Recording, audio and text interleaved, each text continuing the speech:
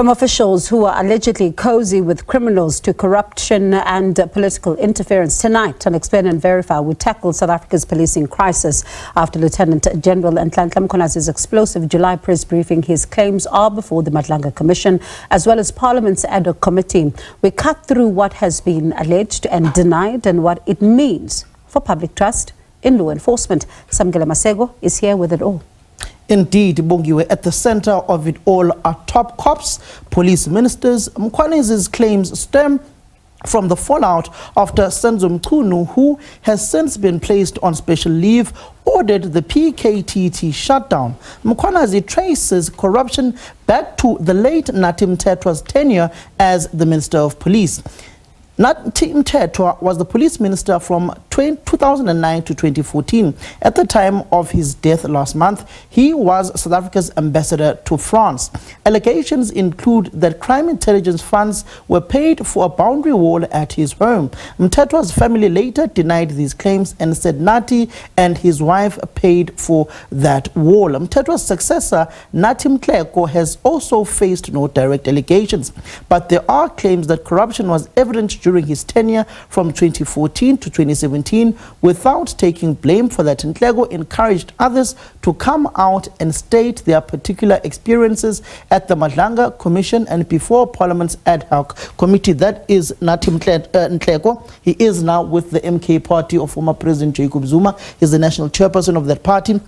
Minister of Police 2014 to 2017. Before that, we did speak about Nati Mthethwa. His tenure was particularly dogged by allegations of that particular Marikana massacre that you covered extensively when he got that email from then Lonman non-executive director Cele Ramaphosa on concomitant action that must be taken on that particular era. You've heard Cele speaking that if he was the police commissioner at the time, Marikana would have never happened, taking a jab at Riapiecha at the time, who was the national police commissioner during the era of Nati Mthethwa's tenure as the Minister of Police. There was that fight between Nati Mthethwa and also crime intelligence boss Richard Mbalula at that time. Richard Mbalula has also applied to go to the Madlanga Commission of Inquiry and also to go to the ad hoc committee to speak about those particular allegations that crime intelligence had been infiltrated and used for nefarious wrongdoings, particularly when it comes to the slush fund during the era of Richard Mbalula. Then comes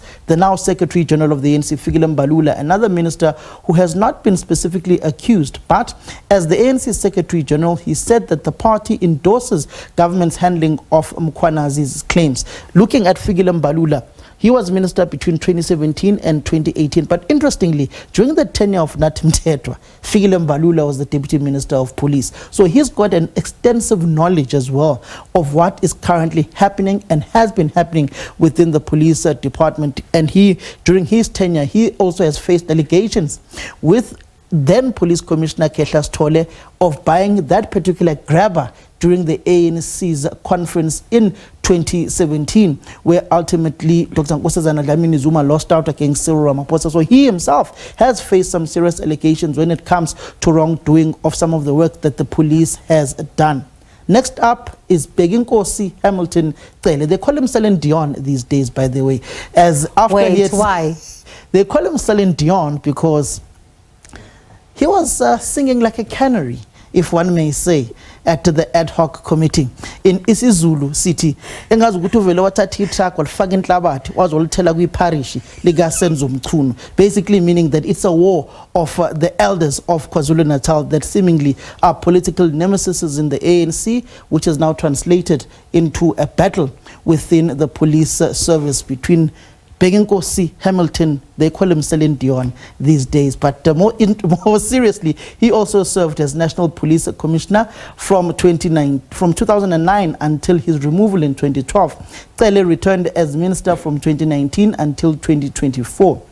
Among the other allegations, Mkhwanazi claimed that Cele sent his bank details to controversial businessman Vusi Muzi Cat Matlala. Matlala is implicated in the 2 billion rand tender fraud scandal at the Tembisa hospital. He is currently facing charges related to an attempted hit on his girlfriend and has been denied bail on several occasions.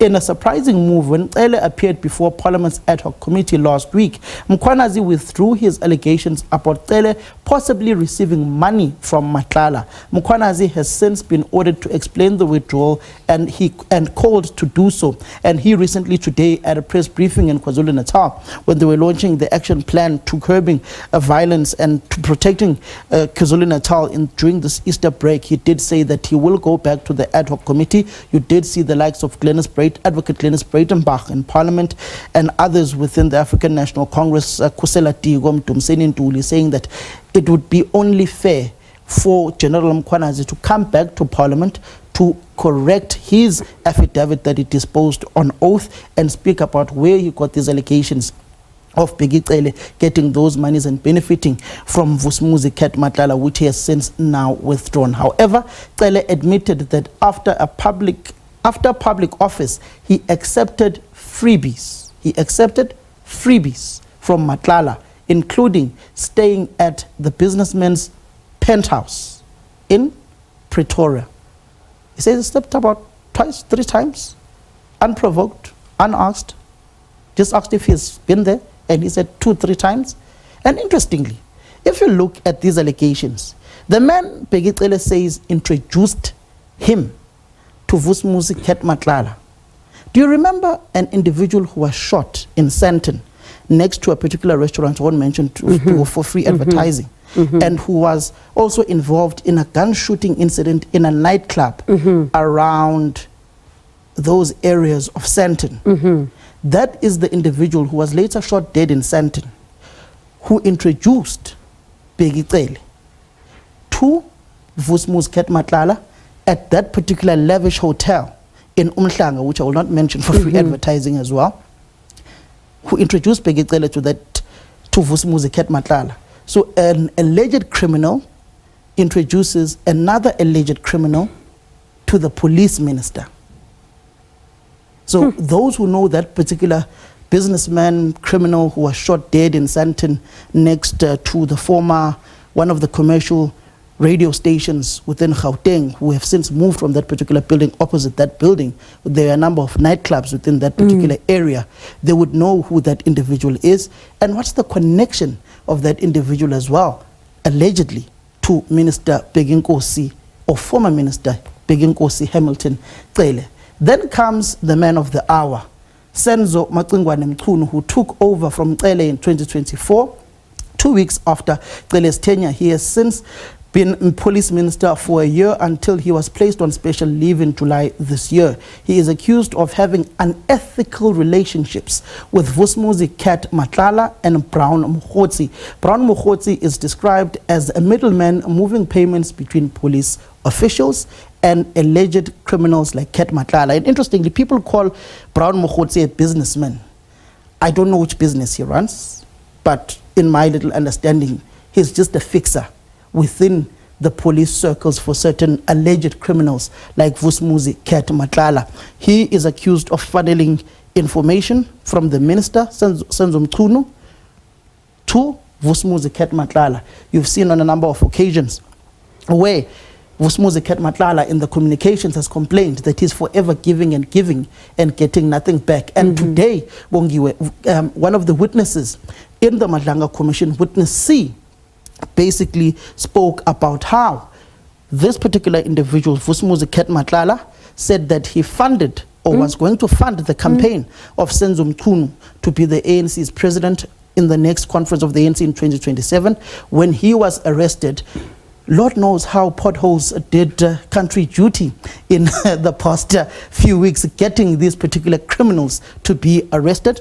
And he also sang like a canary, name-dropping Ria Piecha, former police commissioner. She has since come to deny it in a statement that is dated 2024 with a lot of spelling errors. One wonders why they would date a statement of today back to 2024. It just speaks about the hasteness that is there and the lack of direction and how people are scared with these revelations currently coming out. We've also had him speak about how he funds top police brass officials. You've seen how General Shibiri, when he got a promotion, it's alleged that he paid a company 80,000 rands in order to congratulate him for his promotion. Allegations of Impalas being bought for Deputy National Commissioner Shadrack Sibia, allegations of monies being preferred to be brought in cash to General Sibia. So Lt-Gen Matlala is at the center of alleged capture of the police. It is alleged that Matlala paid for a special dinner in Mkhulu's honor, organized by Mkhwanazi. Mkhulu admits he knows Mkhwanazi but insists they are not associates, and he denies any Matlala-sponsored dinner. You'd also remember, Bongiwe, today they spoke about how Lt-Gen Matlala paid for accommodation, entertainment, and flights to the ANC's January 8th statement in the Western Cape, in Cape Town, in Khayelitsha, and those are some of the issues that are also being ventilated, which Senzo Mkhunu has come out to deny. One wonders if these payments were immediate or not immediate, since immediate to some ministers means now, not now, so there's a bit of confusion there. Regarding the letter Mkhunu wrote to order the shutdown of the PKTT, which is what fueled Mkhwanazi to go out in public in the first place, Mkhunu says his decision was not politically motivated, but rather budget-driven. You'd also remember Cele and Matlala, the Deputy Minister of Police. He spoke at the ad hoc committee saying that he would have supported the disbandment of the PKTT for a broader unit that looks at broader killings and criminality across the country, Riverine, Gauteng, and other parts of Gauteng that are faced with particular gang violence. You go to other colored communities within this particular province of Gauteng. You go to Cape Town as well, that is faced with gang violence. Cape Town perceived the crime capital of the country, even with the words of the breadwinner of the country, who said in the Oval Office that Cape Town is the most crime-riddled city and province within our country. So in recent months, the line between state and criminal networks has been blurred. With ministers accused of links to organized crime, public trust is collapsing. The only way back is evidence-led accountability and prosecution where crimes are proven. This should be paired with clear reform timelines and protection for witnesses and whistleblowers. If inquiries in spin or quiet deals, we've left with a police service that the public no longer trusts. In the meantime, witnesses continue to put pieces together at the Madlanga Commission and before Parliament's ad hoc committee in Parliament, Bongiwe. But it's going to be really interesting looking at the revelations that come out in the ad hoc committee. You've had ministers, you've had senior senior leaders within political parties, Julius Malema, Cele, Mbalula, at a funeral of an alleged, now late, mafia boss of this grouping that has captured Gauteng, which includes Lt-Gen Matlala, Hangwani Maumela, and a number of police generals within the top brass in Gauteng, at that funeral of the late taxi boss Mswazi. And that just tells you of that dark link between power, the underworld, and those within public office, within political parties across the board, Bongiwe, even though there is no evidence of wrongdoing, because you would never truly know if you meet someone what they're truly involved in. But as they say, through Cosy, Hamilton, Cele, Cele, there were more guns than flowers at that funeral. And just today, one of the chairpersons of the taxi industry, they just launched a BRT in Johannesburg to work around Alexandra to Sandton and other parts of the province. He was shot dead today.